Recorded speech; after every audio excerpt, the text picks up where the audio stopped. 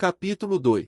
Uma cidade diferente. Então vi descer do céu um anjo, tinha na mão a chave do abismo e uma grande corrente.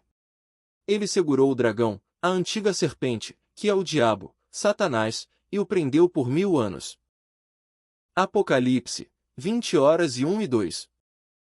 João Evangelista, o grande vidente de Patmos, regredindo no tempo, teve a visão dos acontecimentos ocorridos no mundo espiritual, antes mesmo que ele nascesse, pois, para que o Cristo descesse à Terra, era necessário que engenheiros siderais limpassem a atmosfera do planeta, para que os atentados contra a boa nova do reino de Deus não viessem a gerar alterações. Uma falange de anjos assomou a terra, tirando dela 2 bilhões de espíritos inferiores, cuja animalização atingia até as raias do impossível. Se fossemos contar os fatos ocorridos na comunidade que denominavam de a Cruzada. Assim a chamavam porque sua planta era em forma de cruz, que se quebrava nas suas 4 hastes, sendo que, em cada uma delas foi criado um reino, cada qual comandado por um príncipe e um imediato. Eles mesmos se organizaram, por haver no meio daquela multidão seres de alta envergadura intelectual, grandes magos, desenhistas habilidosos, artistas consagrados, muitos deles dados à lavoura, à pecuária e a outras atividades. Não faltavam, na grande metrópole das sombras, especialistas em todas as áreas do conhecimento. Esses espíritos não foram cambiados para essa região de uma só vez, foram divididos em muitas levas, para maior segurança do trabalho. A cidade das trevas foi edificada na linha do Equador, para que o sol cooperasse com eles, desintegrando parte dos seus pensamentos inferiores e para que, de certo modo, os maltratasse, pelo calor abrasador dos seus raios diretos, em fusão com as suas próprias vibrações. A egrégora asterisco. Nota, asterisco egrégora, do grego roi, Elifas Levi os denomina os princípios das almas, que são os espíritos de energia e ação, qualquer coisa pode significar. Fonte glossário teosófico, Helena Petrovna Blavatsky, N.I. Formada por essas almas servia de filtros para os raios ósmicos, de modo a não lesar nem lhes crestar a estrutura espiritual, abrindo-a em chagas, principalmente a daqueles que trabalhavam em serviços mais posseiros. A escravidão, ali, era bem pior do que todas as conhecidas na terra. Assim o Satanás descrito por João Evangelista, evidencia-se como símbolo desses 2 bilhões de espíritos. Relativamente a esses expatriados, os perseguidores da época do Mestre eram bem mais brandos, pois conheciam o motivo de sua estadia ali, e alimentavam o ódio e o prazer da vingança. Quando pudessem sair da prisão milenar, a ideia era voltar à terra e incendiá-la, tinham exércitos bem adestrados, esperando o dia de transformá-los em cinzas. Engenheiros siderais planejaram com habilidade indescritível a planta de um local que pudesse alojar esses seres, acumulando material adequado para que eles mesmos o edificassem, sem notarem que estavam sendo ajudados. Correntes de fluidos de certa estrutura cruzavam os espaços em altas voltagens, carregando segredos que os habitantes não poderiam descobrir, para não anularem os curtos circuitos lesivos, provocados ao contato com a forma perispiritual. Nas tentativas de evasão verificadas, constatou-se, pelas graves consequências para os fugitivos, que isso não compensaria. Os habitantes de A Cruzada esperavam, no passar dos séculos, o cumprimento da profecia de que, após 1000 anos, seriam soltos. Não desconheciam eles o futuro que lhes estava reservado e para isso se encontravam naquele preparo coletivo, assim como a terra estava sendo preparada para suportar-lhes a maléfica ação. Deus, em sua misericórdia, se serviria deles em benefício deles mesmos, em algumas etapas educativas, pois que, como filhos do Todo-Poderoso, não se encontravam perdidos e condenados eternamente. O tempo e a dor os fariam amadurecer sob o calor das provações. A terra seria, por muitas vezes, berço para essas almas, no sentido de torná-las boas e mansas, a fim de obter ingresso no grande rebanho de Jesus Cristo. O solo da cidade era de matéria viscosa, o que lhes dificultava os movimentos, porém, com o passar do tempo, desenvolveram, como só é acontecer na terra, recursos, e com a manipulação de elementos, solidificaram as ruas e deram uma expressão mais confortável às mesmas. A pouca água de que dispunham tinha em sua composição substâncias eletroquímicas, que os mantinham alimentados, renovando-lhes as energias. Os vícios ali desenvolvidos foram incontáveis. A falta de pudor, sem limites. O sexo em desalinho tomava proporções assustadoras, envolvendo todos os habitantes. A sofisticação da brutalidade e da prepotência era a condição maior dos dragões que tinham nas mãos o domínio e o comando daqueles espíritos.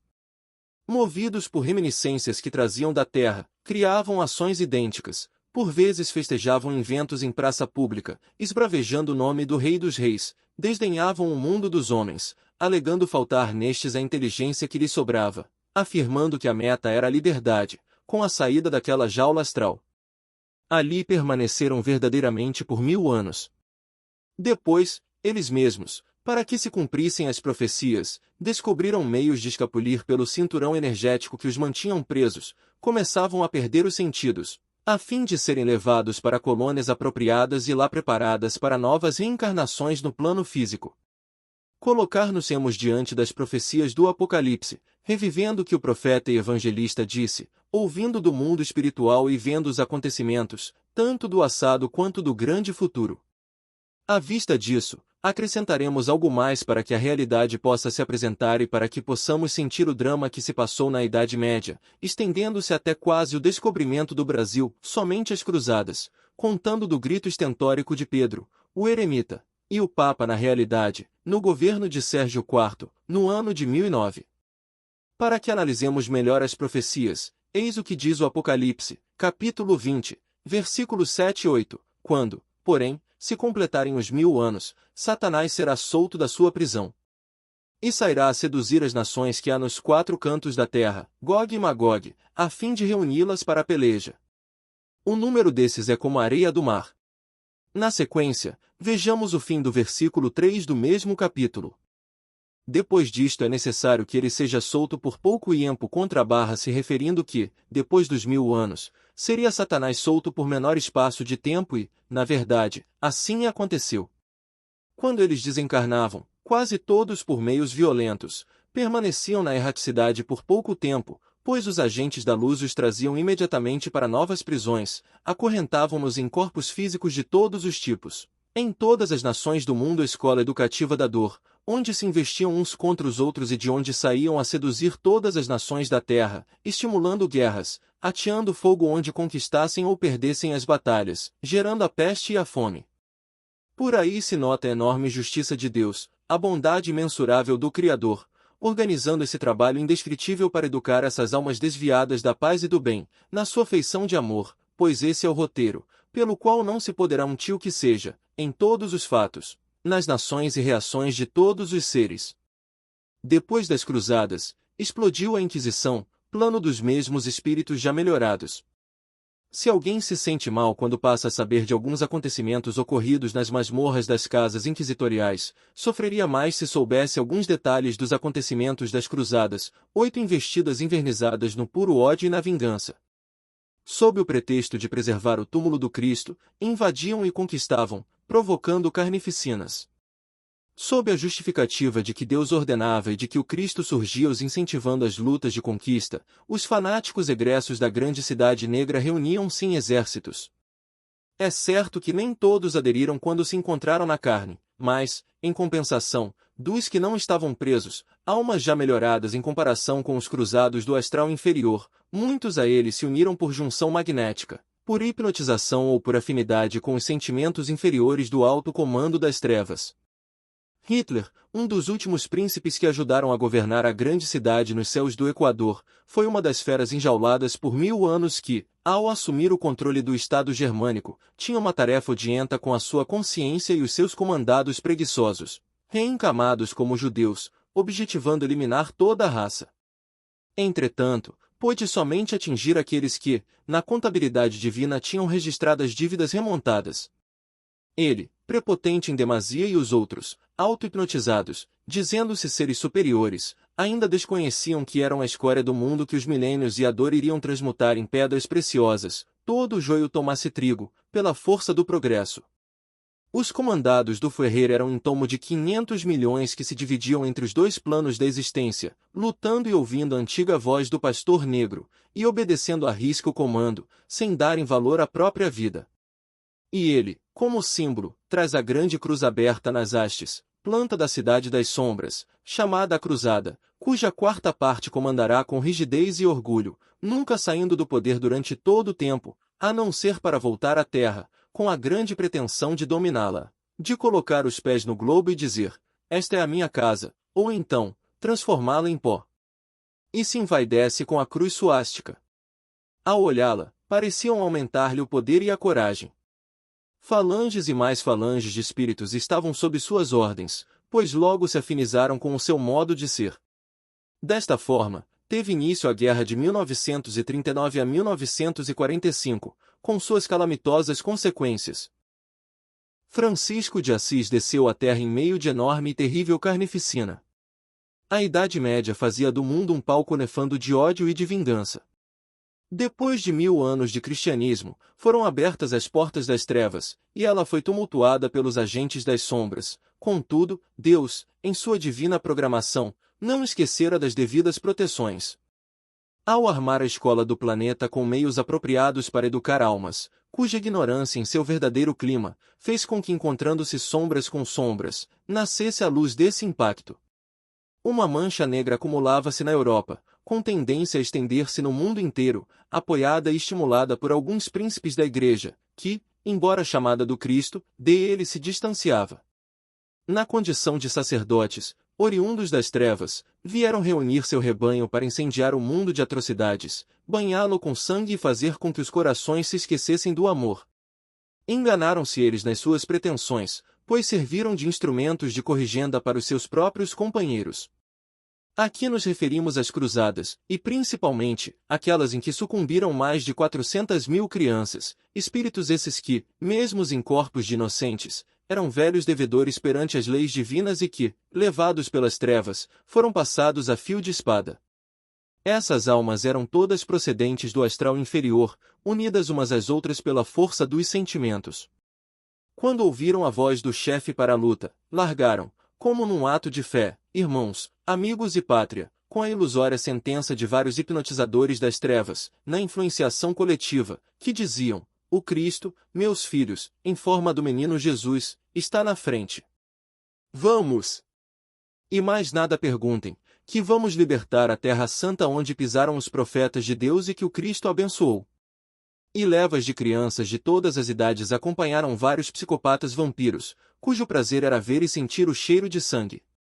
Caíram nas armadilhas dos lobos os que, por lei dos afins, não deixavam de ser lobos também. Era a própria lei educando os refratários e fazendo com que despertasse, pelo guante da dor, o Cristo interno nos corações. As cruzadas eram comandadas por homens nefarios, isentos de todo e qualquer sentimento de fraternidade. Os grandes missionários, dos quais Francisco de Assis era o mais lúcido, contrabalançavam o mundo doutrinário, não deixando desaparecer a fé em Deus e os exércitos espirituais em busca dos sentimentos altruísticos. Os grandes místicos são como alto-falantes ligados no amplificador divino, em cujos microfones fala o Cristo, em nome de Deus, procurando despertar nos homens de boa vontade a esperança. Foram as cruzadas o embalo execrável das trevas, como o advento da Inquisição, e João Evangelista, como o vigilante da espiritualidade maior, regressou como Francisco de Assis, com a missão sagrada de aliviar, por misericórdia, o fardo pesado que estava sendo imposto pelas cruzadas aos ombros dos homens.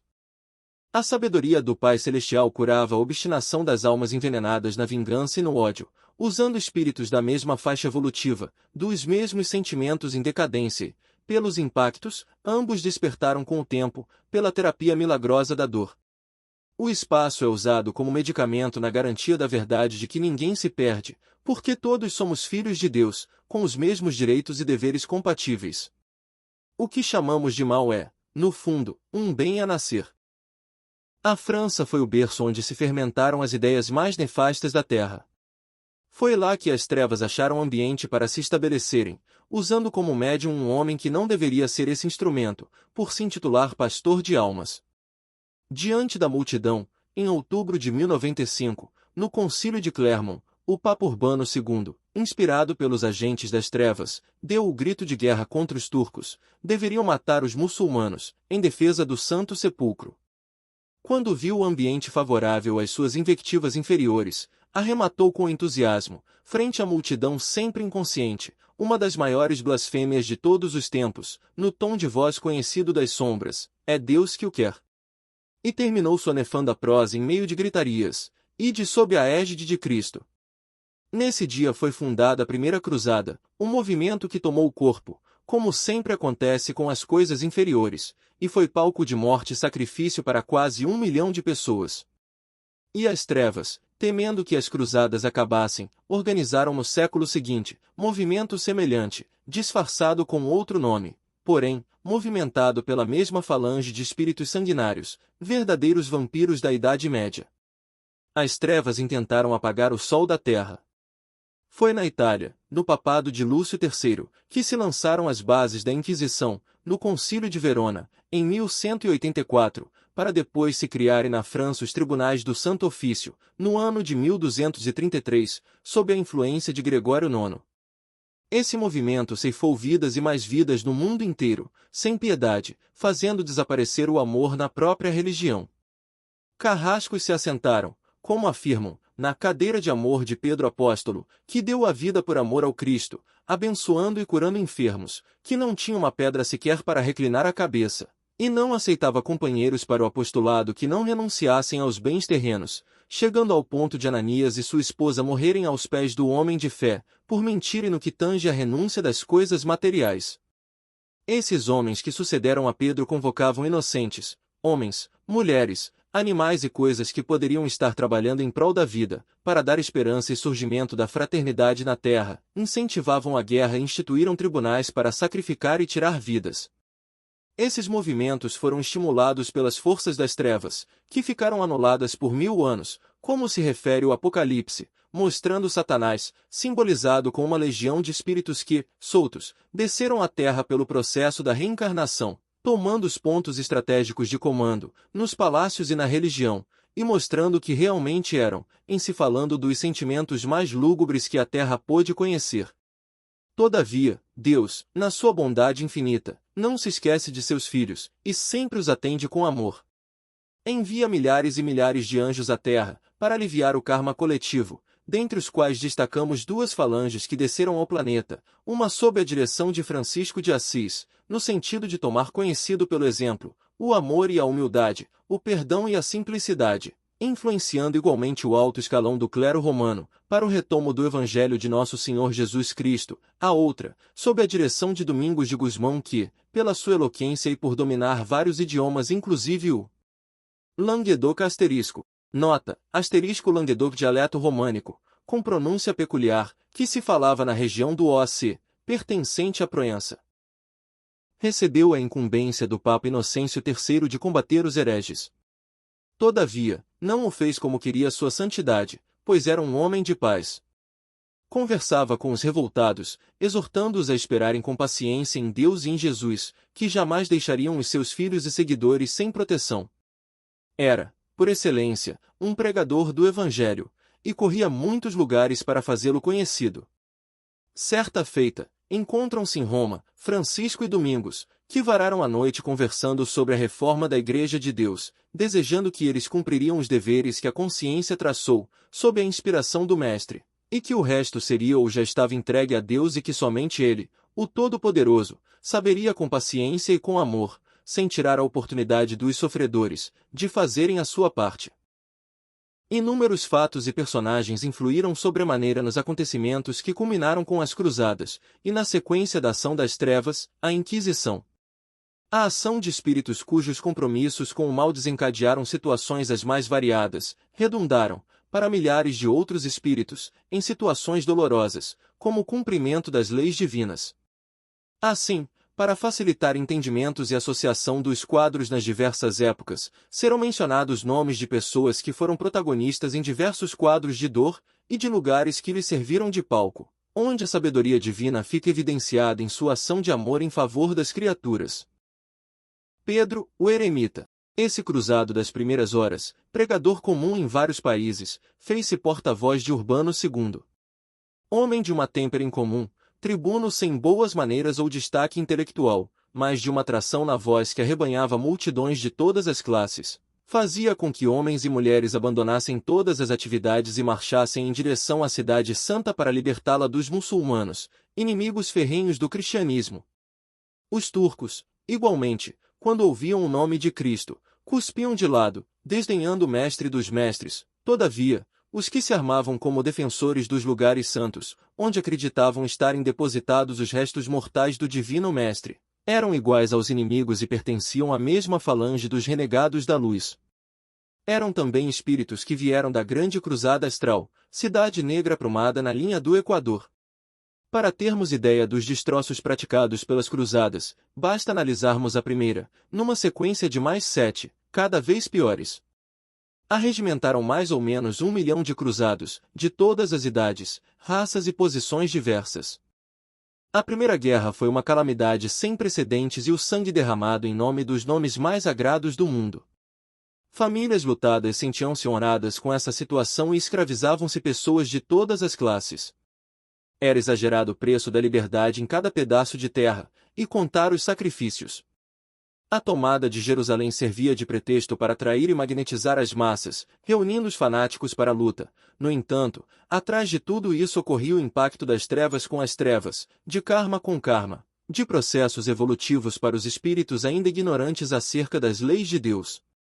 Pedro, o eremita, era um dos imediatos de um dos reinos da cidade do mal quando nasceu. A sua figura assombrou os próprios pais, que quiseram de imediato livrar-se dele, pois era de uma feiura assustadora.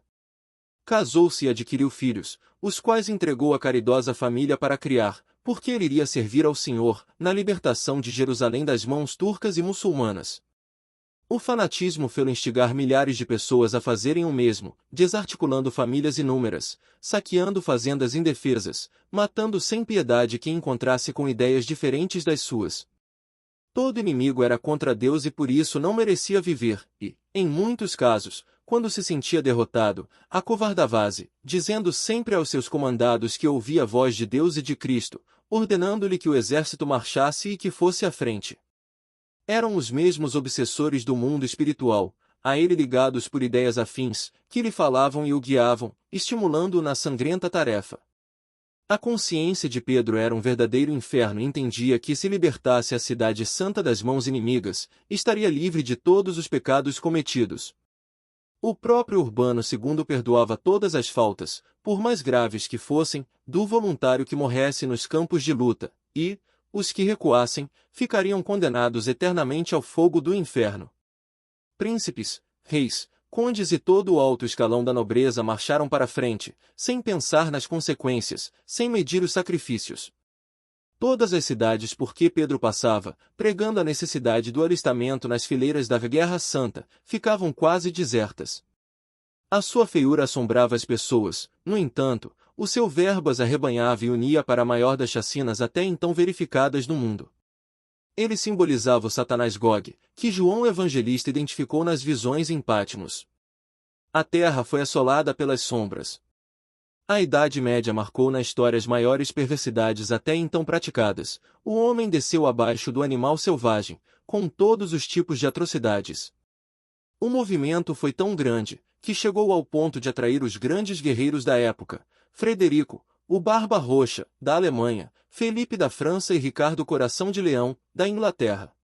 3 grandes nomes mundialmente conhecidos, pesaram na balança dos inimigos.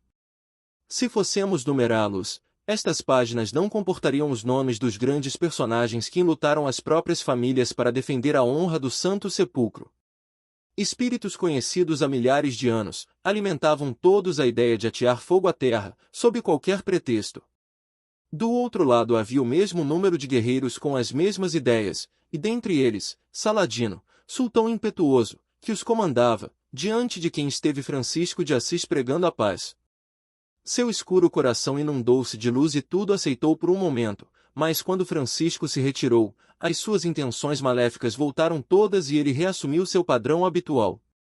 Estamos descrevendo apenas alguns detalhes, somente para mostrar, por prismas mais leves, o que foram as cruzadas, e como nasceram os 8 gritos infernais que abalaram o mundo. Foram 200 anos de lutas terríveis, e quase 100 de fermentação de ódio e vingança, cuja sequência foi a Inquisição com os mesmos espíritos jamais brandos, porque pela lei de Deus não há regressão. Gengis Khan, este terrível conquistador ateou fogo na Ásia Central e na Ásia Menor. Onde as patas dos seus cavalos deixassem rastros, a máxima era essa, que ali nada mais nascesse. Quando conquistava uma aldeia ou cidade, rapinava tudo, fazia prisioneiros e estuprava as meninas moças. Quando derrotado em algumas poucas batalhas, incendiava tudo por onde passasse. Essa era a ordem do grande guerreiro. Gengis Khan, um dos chefes da cidade cruzada, no astral inferior, na Idade Média foi um cidadão livre na terra.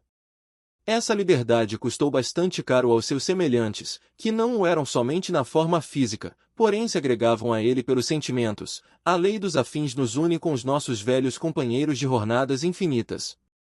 Como já dissemos a Lures, Deus educa as almas por intermédio das próprias almas. Os 2 bilhões de espíritos da Cidade Negra baixaram à Terra em uma grande oportunidade de recomeço na pauta da disciplina, e o mundo espiritual não iria, certamente, sacrificar santos, para que servissem de paz a tais monstros, nem tampouco companheiros, mas, sim, espíritos da mesma estirpe. Reuniam-se seres da mesma índole psicológica e psicofísica, monstros para devorarem monstros, cães para devorarem cães, lobos para caírem nas armadilhas dos mesmos lobos. Todas essas atrocidades, cuja herança se faz mostrar até hoje, parecem-nos incompatíveis com a bondade do Criador. Ser-nos apesado para a consciência, se a razão der o seu resultado desfavorável à consciência divina, é por isso que muitos procuram não entrar no mérito da questão, nem julgar os homens por suas ações. Coitados! Foram eles criados simples e ignorantes. Sua simplicidade é muito nobre e se reveste de muita beleza quando se encontra com a sabedoria, mas antes disso, ela favorece os maiores absurdos da vida, como os que aconteceram na Idade do Meio.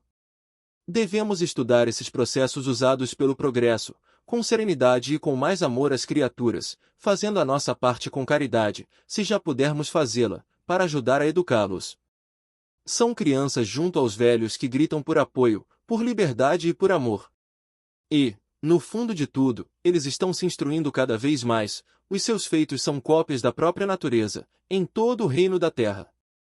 Gengis Khan foi guerreiro forte, mestre em comando por largas experiências e na hora da luta, o seu objetivo era lutar somente, na máxima expressão.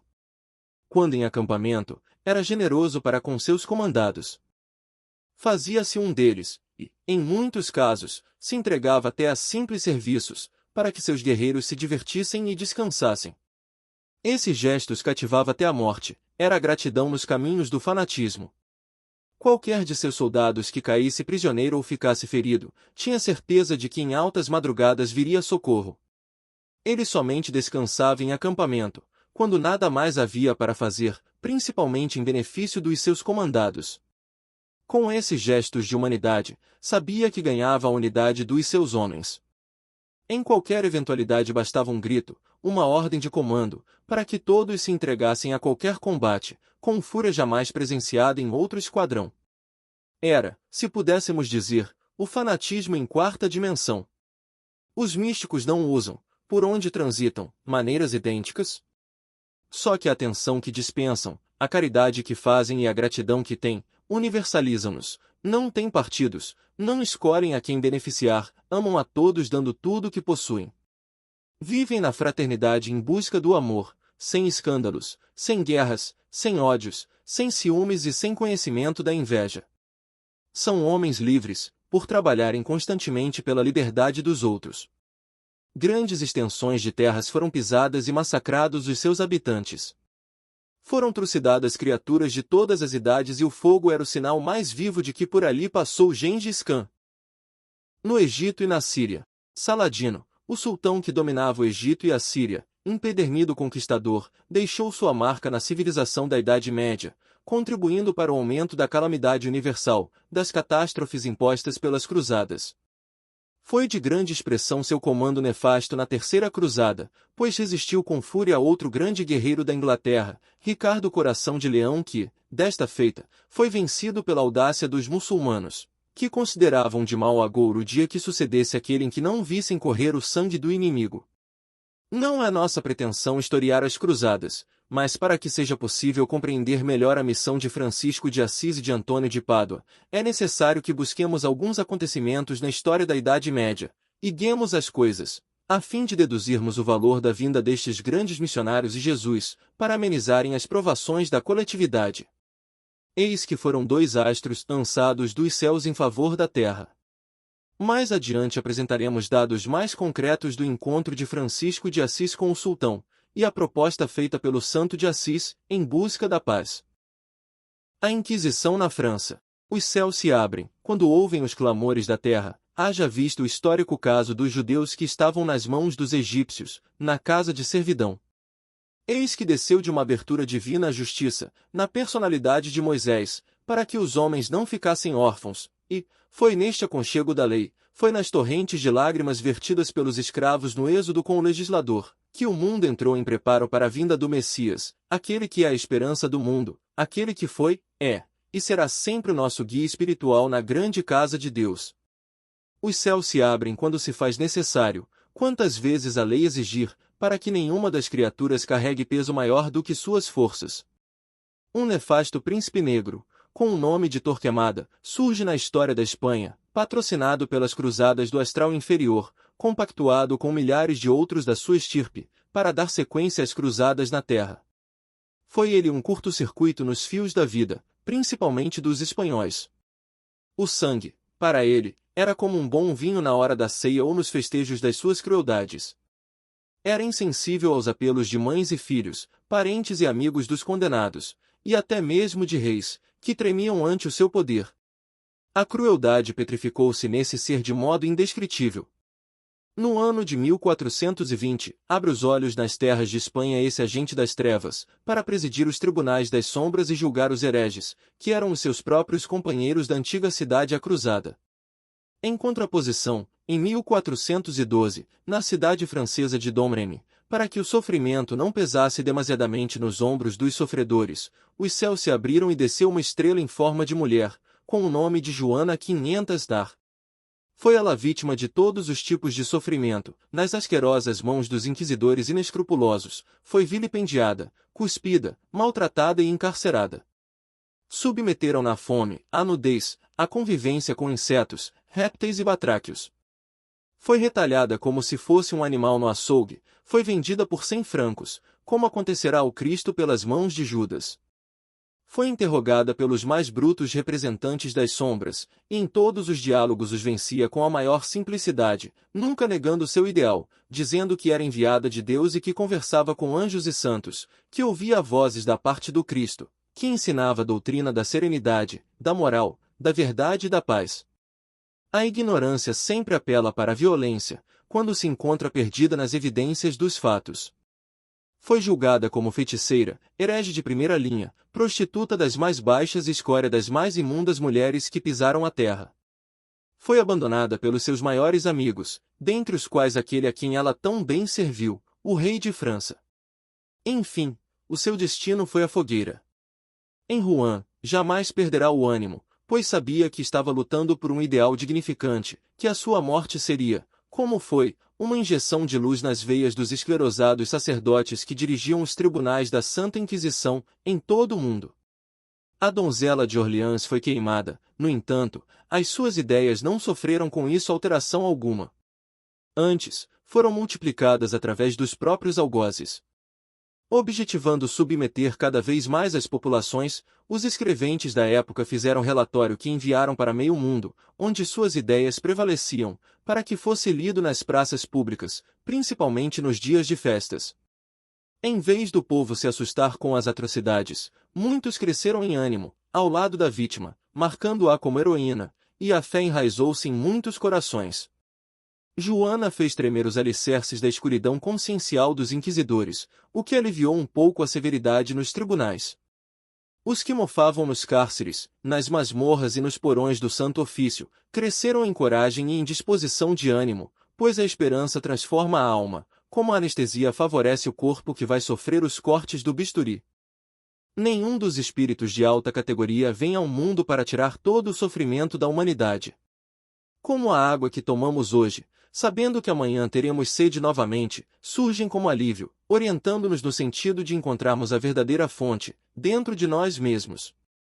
Eis que devemos lembrar Jesus ao lado da samaritana, no velho poço de Jacó: dá-me desta água que te darei uma, que tomando-a, nunca mais terás sede, água da sabedoria, da pureza espiritual, água da verdade. O tribunal da Inquisição, os homens de poder que faziam prevalecer as bulas papais, e os hereges eram almas vinculadas ao mesmo karma coletivo, vivendo o mesmo drama consciencial e sujeitos às mesmas dores. Quem pode afirmar que o carrasco não venha a sofrer as mesmas agonias dos condenados? Elas podem até ser bem piores. O ódio, a vingança e a crueldade enchem o cálice da mente, que transborda na consciência, e o líquido corrosivo queima as fibras mais íntimas da alma, tornando-a sensível ao apelo da vítima. O arrependimento corta-lhe a satisfação externa que, por ignorância, se esforçou para ter, e borda, na feição desse espírito, o emblema da sua própria inferioridade, forma animalesca que se afiniza com os seus sentimentos mais sensíveis. Quando João Hus foi queimado, em 1415, por divulgar ideologia diferente da que imperava na época, acendeu no coração de Joana, então com 3 anos de idade, o mesmo ideal, e ela passou a ter visões de fatos e coisas que ainda não compreendia. No entanto, seu destino seria o mesmo: fortalecer a fé nos corações dos sofredores, mostrar a presença de Deus em tudo, e demonstrar que somos constantemente observados e amparados pelos anjos de luz em nome de Cristo. Foi queimada em praça pública na velha França, como semente valiosa a ponto iria germinar e se multiplicar até o infinito, sem com isso sofrer as consequências desastrosas das labaredas. Na hora do sacrifício, estava revestida do mais puro ideal, da fé mais concretizada no bem, da luz do amor, e logo foi envolvida por fluidos imponderáveis, como agentes anuladores de todo e qualquer sofrimento. Via, no entanto, rasgarem-se os céus, e os antigos mártires desfilarem em sua presença, animando-a e mostrando o que a aguardava depois da tormenta. João Hus quis ser o primeiro a abraçá-la na presença do Cristo, que abençoou seu gesto gigantesco de firmeza e decisão, ao entregar-se como mecha divina e aumentar o clarão da fé nos corações humanos. Se a Idade Média, pelas suas grandes rebeldias, escureceu os céus da terra, não faltaram fulgurantes estrelas que brilharam entre meio às nuvens negras, desfazendo-as pela força do tempo. Acham alguns que a demora do plantio da luz, por desconhecerem que os fatores tempo e espaço são muito relativos na esteira interminável da eternidade. Com as palavras do Evangelho, no simbolismo que lhe é peculiar, assim o podemos definir: 1000 anos na terra, é como um só dia no céu. Pedro 2, 3:08. A louca de Paris. Para elucidar o nosso interesse nas coisas espirituais, vejamos o que de mais interessante sucedeu com Joana, bem como o fenômeno mais admirável que com ela ocorreu.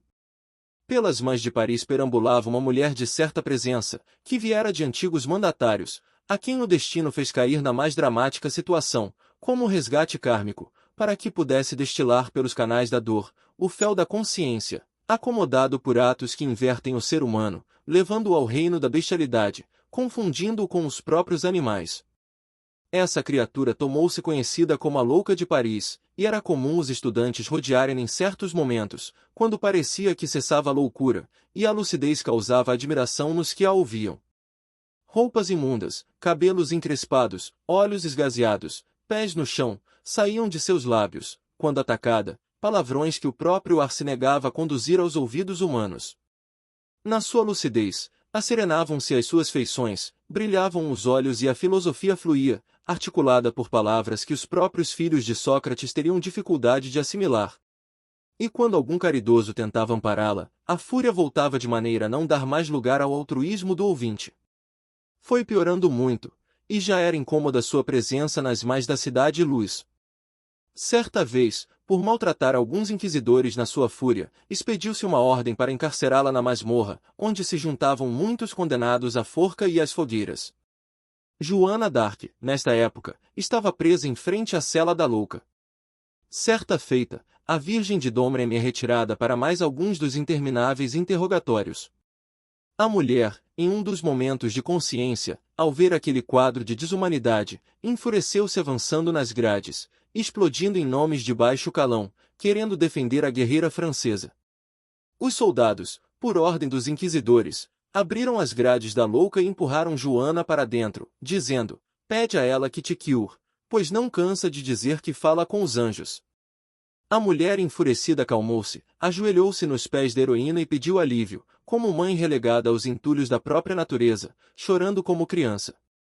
Joana passou os olhos como raios em tomo da mulher e viu vultos negros que avançavam como vampiros, sugando tudo que fosse divino, nos divinos centros de força daquela criatura. Ordenou-lhes, então, em nome do Cristo e dos santos que sua memória alcançou na hora, falando com energia. Acariciou a louca como se esta fosse uma criança em braços de mãe extremosa. Beijou a fronte da companheira de angústias e dela se despediu, caminhando para o dever frente aos carrascos do poder temporal. A mulher caiu em profundo êxtase, como se Morfeu a levasse para o paraíso. Os soldados caíram em gargalhadas, tirando Joana, aos empurrões, da cela que acolhia a mulher marcada pelo destino. Malgrado a zombaria deles, a louca nunca mais sofreu tais acessos, curada pela presença da pastora de Domremy, e daí a alguns dias foi colocada em liberdade. Voltou a andar nas mais, calada e triste, procurando sua protetora. Quando falava, era somente o necessário, e nessa altura, sua linguagem causava admiração nos que a ouviam, que logo perguntavam: essa não é a louca? Ela foi curada? Por quem? E alguém respondia do meio da turba: foi Joana d'Arc quem expulsou os demônios que estavam com ela. A melancolia invadira seu ser. Andava sem parar, mansa e lúcida. Queria encontrar sua protetora e, como gratidão, oferecer-lhe a vida, pois não tinha outro meio de pagar-lhe o que fizera por ela. Descuidada, é colhida de sopetão por uma carruagem que dobrava a esquina e jogada de encontro a outra que vinha em direção oposta. A mulher morreu sem alcançar seu desejo de, pelo menos, servir de escrava fiel à sua benfeitora. No entanto, como ninguém morre, apenas passa de uma dimensão para outra, ela continuou no mundo dos espíritos procurando Joana d'Arc. Em uma manhã, viu um ajuntamento de gente em Rouen, uma fogueira lastreando suas línguas de fogo e uma mulher suspensa, olhos fitos nos céus e algumas lágrimas escorrendo em suas faces. A turba inconsciente, em gritos estentóricos, reclamava: queimem a feiticeira! Queimem a baixa! A ex-louca, ao deparar com aquele quadro, quis avançar, fazendo grande esforço para salvar aquele anjo, no entanto, algo aprendia, como o chumbo atado aos seus pés. Em prantos, suplicou a Deus amparo ou forças para que pudesse mostrar sua gratidão a quem lhe devolvera a consciência e a própria vida. Uma luz fulgurante desceu dos céus em sua direção, libertando-a e esplendendo sobre Joana como jato luminoso. Uma voz ressoou em sua mente inquieta: vá, seja grata àquele coração que pulsa para o bem da humanidade. Quando a mulher tomou a olhar a mártir já sumida nas largas labaredas, viu seu coração como um sol e abraçando-o, beijou com todo amor o centro de vida de Joana d'Arc, e se entregou ao fogo inquisitorial como se doasse a vida para salvar o coração daquela mulher, que se propôs a salvar a França, que plantou a esperança em todos os que sofriam nas masmorras, preparando muitos com o seu exemplo de dignidade para o sacrifício, em todos os atos de fé, da podridão inquisitorial.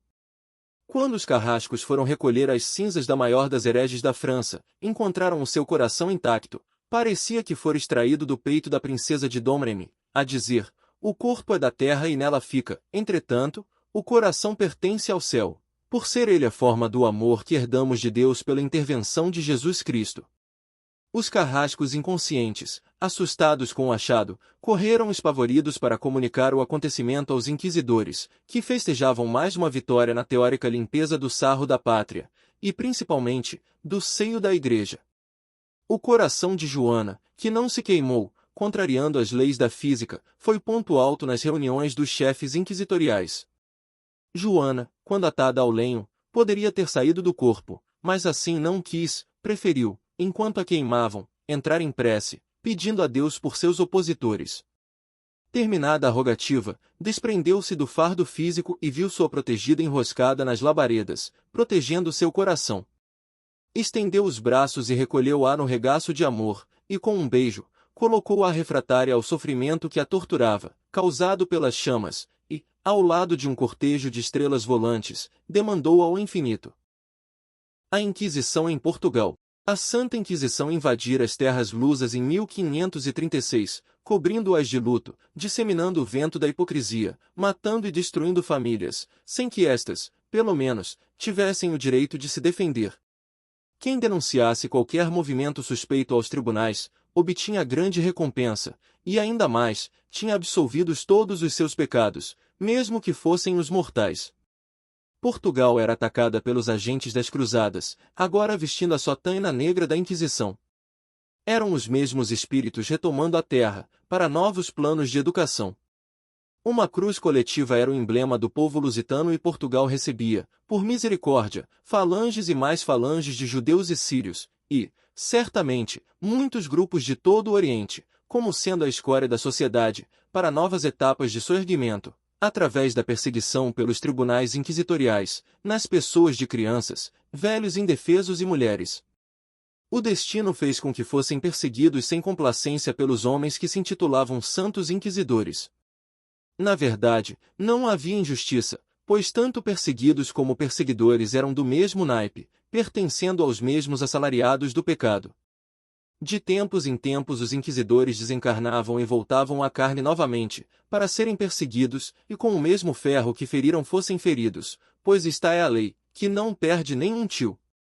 Torquemada, o tentáculo negro do Santo Ofício, estende sua nefasta influência também a Portugal, e cria tribunais nas mais eminentes cidades da nação. E os reis, temendo o ódio do clero, mancomunaram-se com ele, favorecendo a ação dos sacerdotes. Em todos os departamentos do Estado era feito levantamento completo, cadastrando todos os filhos da nação, para saber onde se escondiam os hereges, as pessoas de ideologias diferentes da que apresentava a religião oficial. Todas as fichas eram estudadas pelos tribunais da Inquisição, os julgamentos eram independentes dos tribunais do governo, que ajudavam em algumas informações. Quase 30.000 pessoas eram queimadas em fogueiras, mulheres, torturadas em praça pública ou mortas nos porões infectos, outros, enforcados, a maior parte, refugiada e inúmeros que se achavam soltos, nada mais poderiam fazer na vida, pois lhes faltavam os órgãos mais indispensáveis. Tanto na Espanha, quanto em Portugal, as orelhas e línguas cortadas diariamente enchiam balaios e eram atirados aos cães, já viciados nesse alimento incomum. Em compensação, no decorrer de 3 séculos a nação lusa teve instantes de alívio quando, pela fé de seu povo, a crença em Antônio de Pádua aumentava cada vez mais, principalmente na capital, a ponto de ter ele passado a ser chamado de Antônio de Lisboa. A crença nesse místico fazia com que aumentasse a esperança dos prisioneiros e permitia que seus débitos fossem resgatados com mais suavidade. A fé, mesmo cega, proporciona bons momentos às criaturas. A condição de domínio do clero atacou a nobreza de Portugal, e o Marquês de Pombal, quando foi aprisionada e torturada a pessoa de sua família, revoltou-se, reagindo, abalou as colunas da Inquisição. Arregimentou forças e destruiu grande parte dos homens sem sentimentos. No entanto, eles eram muitos e reorganizaram-se, agora, mais cautelosos nas suas investidas. Os autos de fé eram uma calamidade sem precedentes, e as taxas de azeite efervescente faziam tremer os homens mais corajosos.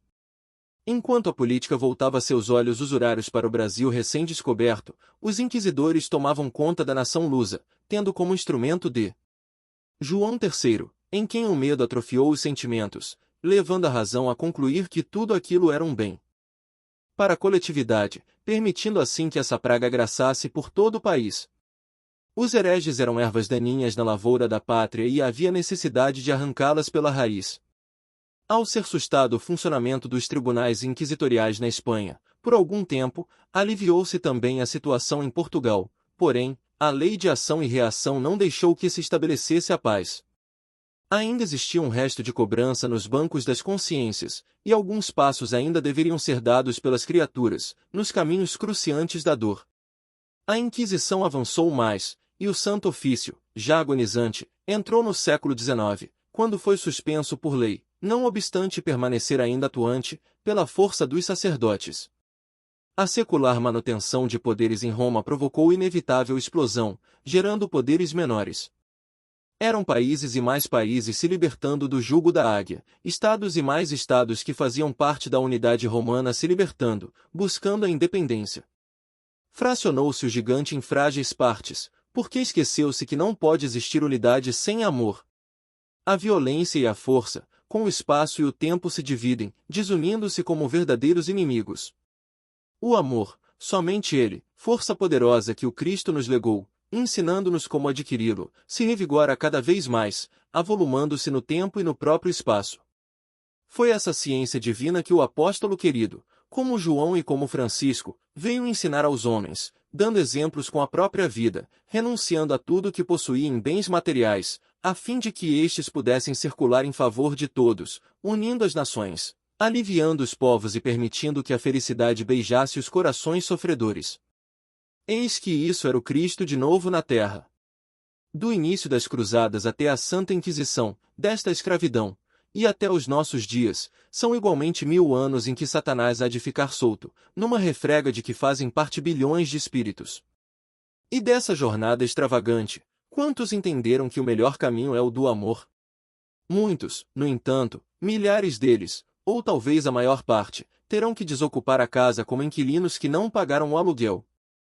Serão despejados para casas piores, como negociantes que não recolheram tributo ao governo, terão seladas as suas portas. Mas as experiências valeram, as lições imprimidas em suas mentes pela estratégia da lei de ação e reação, pelo ódio que alimentaram e a vingança que exercitaram por muitos anos, provaram, pelas experiências, que não compensa o mal. E no raiar do terceiro milênio, os arrependidos ficarão para herdar a terra, onde vai haver paz, tranquilidade e trabalho suavemente feliz. Aqueles a quem as bênçãos da evolução garantirem a posse do solo da terra, pagarão ceitil por ceitil o fogo que acenderam e os distúrbios que causaram. Todavia, a paz íntima conquistada pelos reveses da vida, tributar-lhes a forças, no afã de resistirem a todos os tipos de problemas, com ânimo e alegria, por estarem conscientizados do dever maior, amar a seus semelhantes em todas as direções da existência. Enquanto o homem medieval corria atrás do ouro como ponto único de obsessão, enquanto as nações matavam sem pensar nas consequências para acumular os bens terrenos, enquanto todos os povos amontoavam rações e mais rações para que a fome não os visitasse, Francisco de Assis trazia para eles uma mensagem diferente, sem carregar ouro ou prata, sem ter 2 vestes, sem possuir uma pedra na qual pudesse reclinar a cabeça. O alimento que adquiria durante o dia, distribuía à noite para os famintos, e mostrava a excelência dos melhores tesouros e a concentração de todos eles, que era o amor. Quem quisesse ser o mais afortunado, que amasse mais dentre todos. Nada há o que se temer das profecias, elas estão se cumprindo e se cumprirão sem que falte um pingo na urdidura da frase, sem que falte um tom no som das palavras. Entre mentes, ninguém se perderá, pois nada se acabará. Jesus Cristo é o nosso caminho, é a nossa verdade e a nossa vida. Haveremos de passar por ele para alcançar a vida em profusão de felicidade. A hora é de começar, na distribuição do bem em todos os caminhos, do Oriente ao Ocidente, do Norte ao Sul, e do Leste ao Oeste. A vida se encarregará de distribuir luzes nos pontos cardeais da coletividade humana, quando essa ficar livre da eira pegajosa que as almas compraram nas lides da ignorância. E, então, surgirão novas terras e novos céus, onde haverá justiça e paz, tendo o amor como base da felicidade. A Inquisição no Brasil. Essa grande nação, marcada pelo Cruzeiro do Sul, simbolizando a redenção de um povo na sua feição de sensibilidade cristã, ouvirá o grito desse Rei dos Reis em seu berço esplêndido, como argumenta seu hino, para explodir em luzes na hora decisiva do concerto das nações. Categorizada pelo Cristo para ser a remanescente das nações e como a primeira em dar exemplo de fraternidade, abrirá seus vigorosos braços para acolher pessoas de todas as procedências, será a mãe e o pai abrirem as portas para os filhos pródigos. A derradeira catástrofe de feição coletiva através de mudança de clima, de deslocamento das águas e de reforma dos homens respeitará, de certa forma, este país que nada tem a ver com as dívidas do velho mundo e que servirá de hospital para recolher aqueles enfermos que poderão se recuperar, pela altura de suas aspirações, pelo amadurecimento de suas qualidades. O Brasil vai amparar os que sobrarem das contorções geológicas, do difícil parto da terra, do qual nascerá um sol que dissipará todas as trevas. O Brasil vai refletir a sua luz em todo o globo, porque aos outros deve todas as experiências que acumulou através dos séculos. Francisco de Assis e os seus colaboradores trabalham ativamente nos céus do Brasil, para que este cumpra o seu dever. Recorda o que o Mestre disse a João no seu apostolado: importa que você fique até que eu volte. O Cristo voltará para liberar as consciências ativamente preparadas para herdar o reino da terra e viverem na plenitude do amor. A escravidão, do Brasil, foi a Inquisição já aliviada, que sobrou para a vigilância dessa nação, para que ela desse o exemplo de que todos têm o direito de liberdade, mostrando que todos somos filhos da mesma massa e herdeiros do mesmo Pai Celestial. O exemplo foi fecundo, pois muitos escravos, em cujo sangue e epiderme vinha a marca de sua procedência africana, uma vez livres, continuavam querendo ser escravos, por gostarem dos donos de engenho, porque mesmo nas senzalas eram bem tratados, o que dificilmente acontecia nos outros países. Muitos se sentiam felizes, mesmo quando experimentavam os lombos ressequidos pelo sol, a tala de couro cm. Dentre eles havia muitos espíritos que vieram do alto escalão terreno e que logo aprenderam a lição de humildade, no corpo de um preto velho ou de uma ama de leite. Os homens falam muito em Deus. Habituaram-se a repetir o seu nome em vão, sem, todavia, crerem verdadeiramente em Ele. O Senhor, em sua onisciência, não esquematizaria a terra, planejaria os fatos e estruturaria a evolução dos homens e das coisas, sem um objetivo maior. O cumprimento das profecias, em relação a Deus, é ilusão passageira, fogo fato de pouca importância. Todavia, para nós outros, o fim dos tempos nos perturba e comove, por termos de passar por provas que deverão atingir as últimas fibras do nosso equilíbrio. As palavras do livro santo assim se expressam: os justos viverão pela fé. Justos são aqueles que incrementam todos os dias os trabalhos de disciplina íntima, que estimulam a caridade e que exercitam o amor, procurando universalizar os seus sentimentos. Nesse clima, a criatura sairá da opressão dos acontecimentos e, mesmo na terra, respirará o ambiente do céu. Bombas de hidrogênio e outros engenhos de guerra nada significam em se falando da lei e da vontade do Criador. O planeta continuará na sua órbita após os acontecimentos, mais serenado e evoluído, mais arejado e pacífico. O Brasil foi escolhido como terapia divina para os que sobreviverem à borrasca. O vendaval irá limpar as escórias humanas, para que o verdadeiro amor encontre guarida nos corações que herdarem o mundo. Porém, a premissa de que nada se perderá, tudo se transformará para melhor, é infalível. O medo que avassala os homens é oriundo da ignorância da bondade e misericórdia da suprema inteligência. Quando os desbravadores dos mares chegaram à terra hoje conhecida como Brasil, Francisco de Assis já tinha vindo à frente, em companhia do Divino Mestre, o que foi constatado por certos índios dotados de vidência, que tiveram a graça de observar na primeira missa celebrada nas terras de Santa Cruz, a presença de ambos. Certamente não viram somente os dois, mestre e discípulo, mas uma falange de obreiros dirigidos por Jesus de Nazaré. Estas terras estão marcadas para uma grande dinâmica espiritual, que vem se preparando pelos processos do tempo, e pelas mãos dos próprios homens, sob inspiração dos céus. Ninguém tira do destino deste país o que lhe foi dado pela vontade de Deus. Estamos para chegar ao fechamento de um ciclo espiritual, onde se processará uma seleção rigorosa de almas, pela lei de justiça, se não de amor, para que o amor puro se converta em felicidade para os homens, que souberam viver e amar a Deus sobre todas as coisas, e ao próximo como a si mesmo. Há, na pátria brasileira, regiões já em preparo, sem que os próprios dirigentes saibam da sua verdadeira finalidade. Essa vastidão de terras desabitadas recolherá, mercê de Deus, os desprovidos de pátria, remanescentes da revolução geológica e dos impositivos kármicos. O medo será o combustível para que eles se refugiem neste grande lar, que eles ajudarão a elevar no esplendor do concerto das nações. As suas experiências se confundirão com as já catalogadas na consciência deste povo ordeiro e benevolente. As convulsões geológicas, as eclosões atômicas de águas e a transferência em massa dos homens, tudo, em comparação com a grandeza de Deus, é menor do que o despejar de um copo d'água sobre um viras. Se pudesses observar, com nossa ótica, bilhões de vidas em plena batalha num pingo d'água. São processos evolutivos que obedecem a determinadas leis universais, feitas pela inteligência maior, soberana do universo. Brasil, és tu o esplendor de todas as esperanças. Que Deus te abençoe hoje e eternamente. Confiemos, que ninguém se perderá no grande rebanho entregue ao Cristo. Ele está no leme dos nossos destinos.